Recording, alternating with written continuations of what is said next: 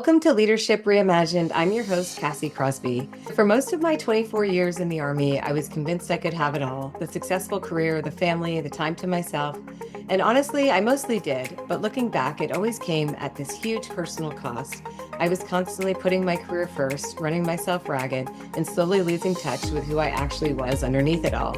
And that's exactly what my guest today gets to on a deep level. Chéri Allen spent 30 years in government before making her own leap to go full-time as a master coach and founder of At Choice Coaching. Now she works with what she calls divas, incredible powerhouse women who look like they have it all but are secretly burning out on the inside. She helps them rise from their exhaustion and create lives that feel as amazing on the inside as they appear on the outside. While she mainly focuses on women, what she's learned applies to us all. Today, we're talking about the cost of doing it all, how to recognize when something's out of alignment, and what it takes to lead and live sustainably. Chéri, I'm so excited for the conversation. Welcome. Thank you so much, Cassie, for having me. So, much like myself, you also made a pretty significant career shift. What were the moments or realizations in your own life and career where you thought, I just need something different? And then what brought you to the work that you do today? Thank you for the questions. I had a very robust and diversified government career. I enjoyed creating things. What I didn't enjoy in the federal space was the bureaucracy. You can't do this, you can't do that. We do it this way or that way. I knew that there was a huge part of myself that was very creative. Even while in the federal service, I sort of took the mindset on as an intrapreneur. And I said, well, why can't I just create what I want within the guidelines, but create sort of my own enterprise? And created the Enterprise Coaching Center of Excellence in the federal sector. I teamed up with other federal coaches who had a similar mindset around the federal government, and we created a federal-wide coach training program. So we were coaching feds to serve other feds in this coaching world. As I got to doing that as an intrapreneur, I thought, what's really preventing me from becoming an entrepreneur? A lot of it was time. Early on, I had a full life with being in the sandwich generation, raising children, taking care of elderly parents, and climbing the corporate ladder. When the global pause hit, I started my own practice in 2020. It was exciting. I was allowed to make my creativity like just fully live and breathe. That's when I knew I was on to something. And I kept figuring out, how can I do this now? But the timing just wasn't right within the last 5 years. And now the timing is Right. So fantastic. for many Yeah. reasons, I love it. I am so very thankful. They say that every situation can be a gift and an opportunity. Absolutely. And this Yeah. last year, well, really the last 6 or 7 months, has provided me with the gift of a lifetime. I was able to retire early and go full time with Oh, my that's practice. incredible. That's incredible. Yeah. I was just thinking of that as you talked about how the pandemic really shutting down created this opportunity. Some things can be hard and difficult and damaging. There's also sometimes so much opportunity contained in some of those dark clouds that come into our lives. Yeah, for sure. So you work with what you call divas. They're these powerhouse women who seem to have it all, but on the inside, they're just running on fumes. When they come to you, what does that actually look like day to day? And what are some of those early warning signs that people should look for that tells them something's just off? Many of them are, their calendars run them. They're not Mhm. actually choosing in the sense of being able to see themselves in the picture. These women are phenomenal at securing the bag, making the connections, getting the contracts, showing up. They are talented and skilled in whatever their domains are, but they're exhausted and they have very limited time for self-care. You talk to them about, well, what do you do for yourself? If something good happens, they're like, yeah, this happened. And they go on to tell you about all the other stuff that they have coming up. And I'm like, well, how are you going to celebrate that thing that you just told me? And so I started to realize that this is an epidemic. And it's not something that we talk about freely with one another because we're so busy in the grind. We are not necessarily present enough or even vulnerable enough to say that, yes, I'm very successful and I'm exhausted and wish I could just pause and take care of myself. And I know for some people, it can feel like that pause is just not in the future. Yeah, I worked with a coach myself. I feel like all coaches I should have a coach. When I worked with a coach, as I was thinking about what I wanted to offer in terms of my deep commitment and connection to my work, I came up with the Diva Breakthrough Experience. And it was because my coach says something to me like, typically, you are part of your own niche. When he said that, I remember I had this visceral reaction. I had come to him, give me a homework assignment. He was like, yeah, what's your niche? And I was like, oh, I came up with this great idea. I'm going to help MBA students transition, the academic life and then start their businesses or get their first job in corporate America. And he was like, that sounds very well thought out. He says, but you're not as connected. He said, I want you to go back and think about it. And then he said, you're usually part of your niche. And I was like, I'm not paying him to tell me that what I just put together is not good. So I was irritated. And after I calmed down, I was like, wait a minute. And sure enough, with going deep within and doing something that Robin Sharma said on one of his recent short form podcasts, The Daily Mastery, he has an episode entitled Stillness, Silence, and Solitude. And it was in that process that I came up with the Diva Breakthrough Experience. Yeah. So in the Diva experience, I've heard you talk about reclaiming energy and redesigning your life from the inside out. Sounds super amazing, but I imagine that for someone who is already overwhelmed, trying to find that time. So what do you do if you're feeling like you don't have the energy, but now need to do one more thing to figure this out? Yeah, so therein lies the problem. Where are you spending all of your energy? You're questioning whether you have time to spend energy on yourself. A lot of times that's the first thing we need to overcome, the mindset. I don't have time. You don't have time for pouring into yourself from the cup that you're pouring out of for everyone else. How does that work? When your cup gets empty, what are you giving? Yeah. If your cup is half full, how are you giving? So I really take them back to, let's examine that assumption that you're too tired or that you don't have time to pour into the instrument, which is giving to everything and everyone else. Yeah, because at the end of the day, there's a cost to it. So I'm curious, it sounds like you resonate with this yourself. You've been there. I certainly have been there. What do you think the cost is when you're always giving, but never finding that time to refocus, recenter on what's important to you and what you really want? The cost is true peace, authenticity, true love for self. And that's why I named my signature talk The Cost of the Cape. Because there is a name given to this thing we do as women. It is called Superwoman Syndrome. And so the cost of the cape can be many, many different things, including your own peace, right? You're giving and doing all these things, maybe even encouraging other people to take care of themselves while you yet looking in the mirror at yourself are not doing that. And so there's a cognitive dissonance around, I know what I should be doing and I am not. I am choosing not to do it. Because it's not that you don't have time, because we all have the same amount of time every week. We have 168 hours, every one of us. I ask every one of my clients when they come and they talk about time, I don't have time. I'm like, how many hours do we have in a week? And most people don't know the number. That's problem number one. You're working with a bank of hours that you're not even understanding how much is in the bank. Now, if it's a bank account, we know how much money we have. This is a time bank account. It is 168 hours. When you don't even know how much you're working with, and then you're giving it all away to everything except for and outside of your well-being, there's a problem.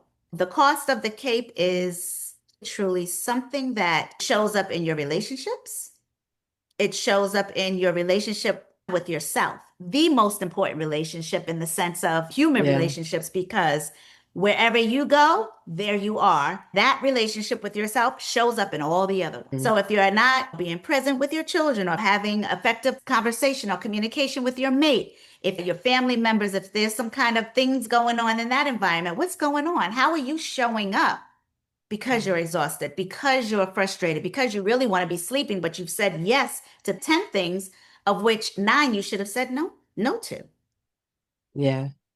It's expensive. And my personal cost of the cape really was being fully present. I thought I could do it all.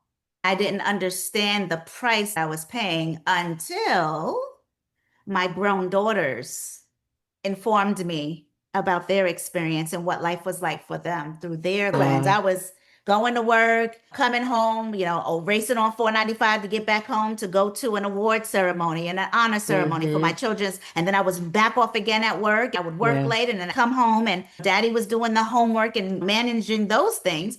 I was in and out. To them, I wasn't there. Yeah. So there is a huge cost. And I'm still to this day trying to repair and fully understand what that cost is and how to pay back in dividends. If you're investing, you try to put extra in to like make it build up faster. Yes. But it's a cost. Yeah. And I can't change the things of the past because they're done.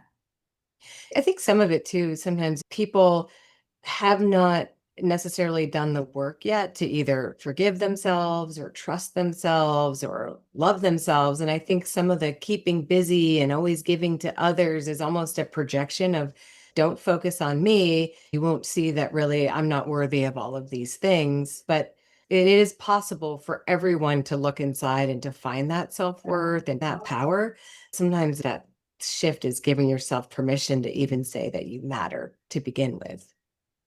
That is the biggest thing, looking inward. You mentioned that my clients are divas, and these divas are wealth creating centers of gravity for their family, usually the primary earners in many instances, where they're the center of gravity financially, emotionally, strategically for their family. So they take on a lot. Do you remember the Anjali perfume commercial? I didn't even remember it was about perfume, but in my head, when I was looking up, like different metaphors and things to relate to the work I do, remember, I can bring home the bacon, fry it up in a pan, and never ever let you forget you're a man because I'm a woman. It was Anjali perfume. And I thought, we've been indoctrinated. Yes. This was like a 1970s commercial. People listening should go back and listen to it and get a good laugh at it. It was like setting up the whole context of what we're talking about today. Doing it all. Yes. Working full time, taking care of the house, cleaning all the things, taking care of the kids. If you have daughters, doing their hair, the homework. It's like everything. And still being the perfect wife. Yeah. Right? So this superwoman syndrome is an intergenerational transmission to daughters who watch their mothers live as superwomen. And so this is really something that I am trying to hone in on and help people come to realize. It's really focused on a framework for doing this work. Like you said, they're exhausted. The first part of this is really just exhaling. Just take a minute. You don't need to do anything for anybody else in this moment, but be with yourself. Yeah. And for some of them, that's very hard. Yeah, I grew up with a lot of women in my life that never sat down, always doing something. I think it impacts women. I also think that a lot of men, people get trapped in these ideas about the roles that we're supposed to do or have to do. One of the things I've noticed is that even in these situations, you might have a relationship, say it's between a man and a woman, and the man is making less money than the woman, but still carrying this very traditional idea of like, I have to be the one, the supporter. And it's like, I think we've really shown that families have changed a lot and we can do more now and take on different roles. We don't have to be bound by this traditional idea of the roles that society has put us in. In my family, my husband worked, but we were being very strategic with, 3 daughters and daycare. We decided we had our own daycare. And so my daughters, number one, I was concerned about safety with my girls and then when they Yeah. couldn't talk. So I was able to go out and climb the corporate ladder without a care in the world because I knew my daughters were safe Yeah. physically because they were with their father. So Yeah. he did. So we actually had the reverse. He stayed Yeah. home, but worked doing daycare. Hats off. I cannot do daycare. I'll go to the corporate office all day long and sit in 13 hours of meetings. I can't do with the babies. But he did an excellent job with that and took care of the kids. However, the cost of the cape was still that my daughters were seeing me going out and coming, where they didn't have that traditional sort of sense of mommy's here, she's making breakfast for us, she's walking us to school. Yeah. So with the economy the way it is today, it takes a two-income family, if not more, Absolutely. 100%. to Yeah. survive. So Yeah. you're right, the roles have shifted, but I don't think we as women have developed our communication skills Mm-hmm. sophisticated in a sophisticated enough way to be able to say, hey, I think you should handle doing the laundry and cleaning the bathrooms and cooking because you're home. And I will contribute to paying X percent of the bills because I'm out. Right. And so it takes that. First of all, society looks at you every time I used to say that. My husband has a home daycare. They'd look at me kind of weird. And I was like, it works because for us, it worked. But for many people, that was just odd or it just seemed off. Now, it wasn't perfect because I still am dealing with the cost of the cake, but it did get us through a time where even when I had to bring my mother in to live with us, my husband was there, I was there. So it had its benefits, and there's always pros and cons. Yeah, and it can be so self-limiting to get stuck in this box that society wants to put us in. My husband and I always made similar amounts. Sometimes I made more than he did, but that brings a whole different set of concerns. There would be times when I would have to say to him, like, it's okay. We've both got this. And he would realize he was stressing about something that wasn't our reality. He'd been taught to stress about these things or think in this way, but our reality was different than that of his parents and how he was raised. Yeah. I wanted to ask you about this moment many people get to, this moment when we realize that, this life that we've built isn't really for me anymore, doesn't really fit. And I've heard people say this, I got married, I had the kids, I have the job, I checked all the blocks, but is this all there is? Is this what life is supposed to be? Having that realization and making changes to bring yourself back to a place that feels more like you is really hard. What do you find that most gets in the way when people awaken to this reality and decide they want to make a change? I really think it has to do with people worrying about what other people will think. And I think it has to do with fear. So the bottom line is fear. Fear of Yeah. what other people are going to say, fear about what family members, friends, peers will say. I can remember that point in my life. It was probably around like a little bit before COVID, around 2016, 15-ish or so. My mom passed away in 2010. For those of your listeners who have lost parents, it is life changing, life altering. That was my loss of my second parent. And so you have this almost rudderless feeling because the two people that brought you into this life as your parents are no longer there. So it's very settling initially. About 5 or 6 years later, when I was finally getting myself together, and by the way, I was a leader at that time, I was a director. I remember saying, I have to take care of myself before I can take care of my team. Right now, I don't feel like I'm in condition to take care of other people because I'm just trying to find what is it that is going to help me get out of bed every day and get to work, much less take care of a group of individuals who are relying on me to develop them and to lead them in the organization. I remember, this is where I talk about women's effective communications, not just with your partner, but also with your employer. I remember going to my employer and saying, listen, in coaching, we talk about do no harm, just like, physicians and doctors, people in the medical field. So likewise, in coaching, we would say, if you're not in condition to coach, do no harm, don't coach, take care of yourself first. So likewise, I applied that to my leadership role, and I went to my leadership and I said, let's create something for me that I can do in the interim while I heal, figure out what's next. If the cards fall that I go back into leadership, great. If not, great. Right now, I need to focus on me.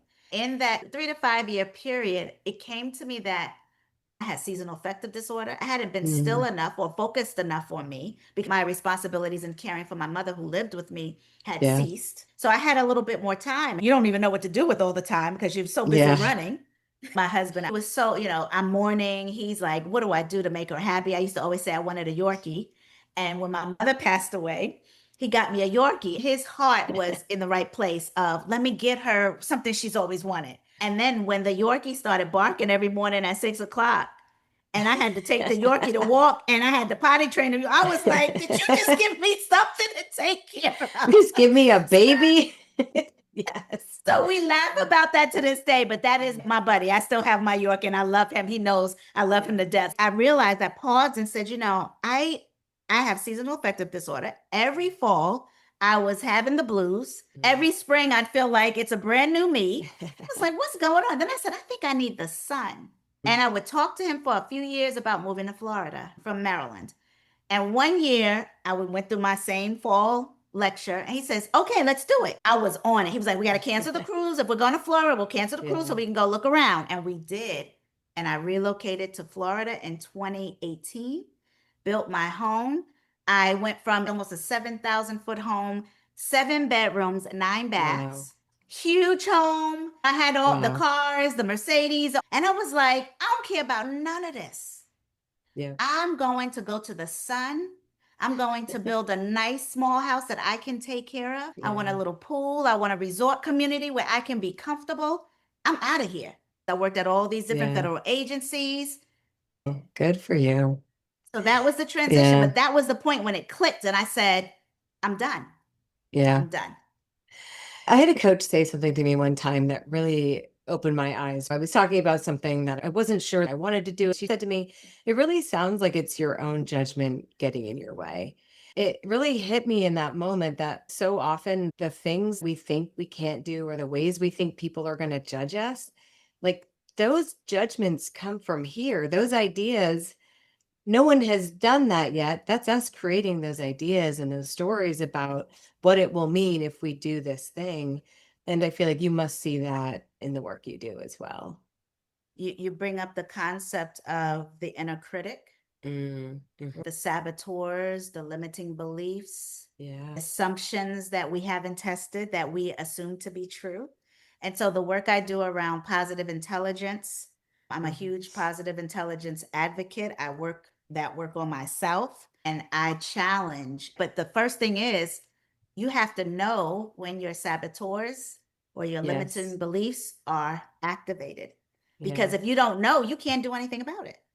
And so I haven't mentioned this yet, but the DIVA framework through the DIVA breakthrough experience is the D is for discovery and deconstruction Hmm. of your limiting beliefs. Sometimes we need a whole new identity reset because we're so worried Yeah. about keeping up with the Joneses. Oh, by the way, have you met the Joneses yet?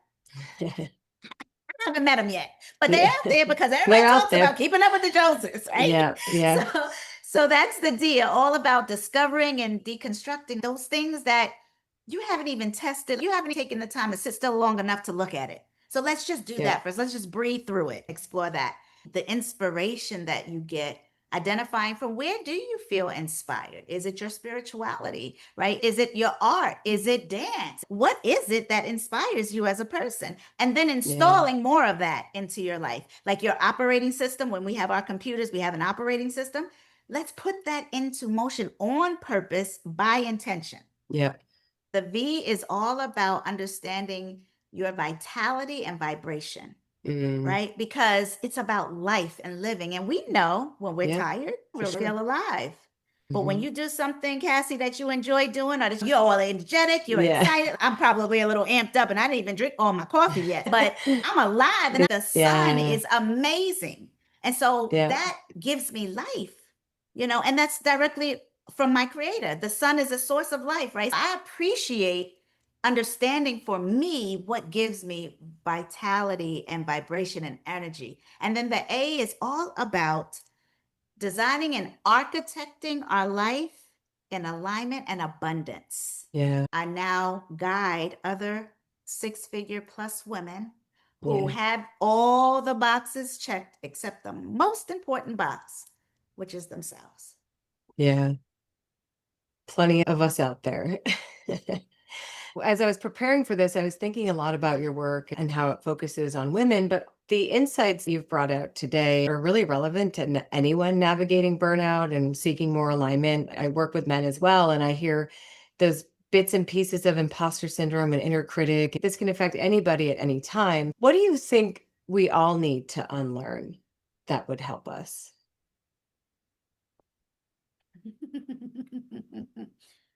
We know it, but we need to really operate with this knowledge. And wisdom is the application of knowledge. We're not Hmm. perfect. And we go about trying to do all the things and be all the things perfectly for everyone. And we're just not. And we're wearing ourselves out. Yeah. Men, women, even young teenagers who watch their parents. We all were young teenagers and young children, and we saw some of these behaviors that we inherited by Hmm. osmosis. That's your first example. I would tell everybody my mother with polio, as a single mother for the last part of my life, when I looked at her, she was my superwoman. Yeah. She didn't let anything stop her. She worked 2 jobs. She put her son through med school. He's a doctor. My sister's a nurse. She did all the things Amazing. Yeah. single handedly. Incredible. And so, what I Well, want my daughters to realize is that life is made up of those things that bring you the most meaning, joy, satisfaction, and fulfillment. For me, that's my worship and my surroundings and my environment. I'm hoping that at this stage of my life, they can see I've slowed down a bit.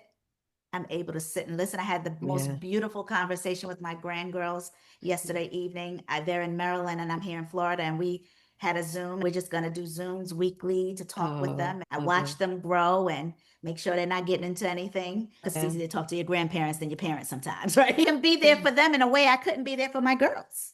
And I think those kind of decisions that you're making to like, I'm going to set up this every week. I'm going to make it a point to talk to my grandkids. Like, if you want to have a relationship with your grandkids, you have to make choices and do the things that are going to actually result in that relationship. Right. And I think just sometimes the things we say we want, we're not always intentionally putting our energy toward those things. Most things are possible if you're focused in the right direction. Mhm. And so, as we talk about this and go a little bit deeper for people thinking more about, okay, this all sounds great. I'd love to be able to set some healthy boundaries, get my life aligned a little better. What's one small practice that someone can do if they're ready to start living and leading more sustainably? When you first wake up in the morning, I think it's important to take 5, 10 minutes before your feet touch the ground to focus in on what are you grateful for? What's your intention for the day? Even better if you can set an hour aside on Sundays and look at your week. Here are my top 5 values. How will I intentionally manifest them this week?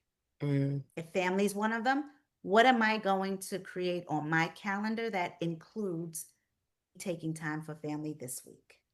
yeah. So it's about intentionality and really Yeah. simple things. I mean, again, before you get out the bed, because once we start moving, it just doesn't stop till we get back in Yeah. bed. Yeah. So really, I really like the Sunday. Take some time and plan your week. Look at what's on your calendar and make sure you're living your values and not Mm, just mhm. espousing what they are. Well, my values are these words. Well, that's great, but how do you manifest them on a day-to-day basis? When I talk about some of the values work or becoming the person you want to be, there's the intention piece, but there's the awareness that we've talked about before this that I think is so important. It's like, what is my body telling me that I need to tap into? What are those signs, those things that are happening? I just saw myself pop off at my spouse. What was that about? If I'm normally cool and calm and I suddenly find myself getting antsy, angry, frustrated, that's usually a sign that something you're tolerating something or something kind of needs to change. Yeah, for sure. I would Yeah. also recommend the body of work. I mentioned Positive Intelligence, Shirzad Shemaine. Yeah. I highly recommend Yeah. his work. The book is entitled Positive Intelligence. Get the book, listen to the book. Robin Sharma's work on the 5 a.m. Club or his Daily Yeah. Mastery podcast, I think is amazing. He talks Yeah. about the 20-20-20 formula. I think installing that is amazing. And then there's one more book I like, my girl Mel Robbins, Mhm. The Let Them Theory. Have you heard of Mhm. that book? I've The heard of it, Let Them yes. Theory? Yes, I love that. All of these books help us to go, you know what? Let me just let Mhm. them and let me focus Mhm. on me. And the Yep. body, gives us, if we don't listen, whispers. It tells us when things are wrong, gives us little whispers. And then if we don't listen, it'll speak a little bit louder, it shouts a little bit. And then if we don't listen, it starts to scream. By that time, it's usually a little late. So we Yeah. need to start listening to the whispers. You have to be still enough and in Mhm. tune enough to hear the whisper. So Yeah. start quieting yourself. And then my second to last question is one of my favorite questions to ask, and it's something that I talk about and think about a lot. But what does it mean to you to lead without losing yourself?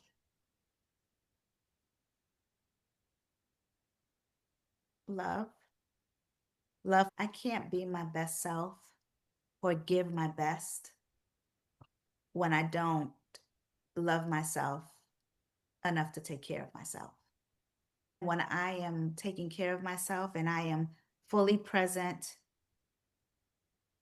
and available, not rushed, not Yeah. irritated and frustrated, I can give you love just to Yeah. listen. You're not having a good day? What's wrong? Just talk. It's fine. Yeah. You need to go home early? Go ahead. Take the afternoon. Do what you need to do. As a leader, I led with the person in mind, not the Yeah. position, not all the other stuff. I want to know, Yeah. who are you behind your name? And then if I Yeah. can connect with you heart to heart, we can do anything together. We accomplish great things. It's going to be amazing. But I first need to know you're okay. So that's what it means to me. It means love, love Yeah. of self. Then I can give love to others. Finally, if people want to follow you, where can we do those things? Yes. So my website is always.at.choice at gmail.com. Always.at.choice@gmail.com. Can feel free to reach out to me. I'd love to set up some time just to hear your story and understand what you're coming through, growing through, and then see if we can accelerate that through our work together. The point is, what are you going to choose? It's up to you. Thank you, Chéri. This was an awesome conversation. I appreciate you sharing your theory with us. I think a ton of great advice for people. So thank you. Really enjoyed You're it. welcome. Outstanding. I'll give you a link or you'll tell me how best to do it. I have a little workbook called the Diva Code workbook, and I'd love to allow, however you want to share it with your listeners or subscribers. That way, maybe they'll take some time and just go through that and kind of decompress Yeah. and spend some time with themselves. Do you have that as a lead gen tool, like a free tool, or is that something you'd Yeah, want me and to it's a share free in the tool. newsletter? It's actually, you can share it in a newsletter, but they can also access it on my website. If they visit my website, they can request it and it will be sent to them. Okay. I'll check that out and make sure it makes it into the newsletter. Cool. Thank you. All right.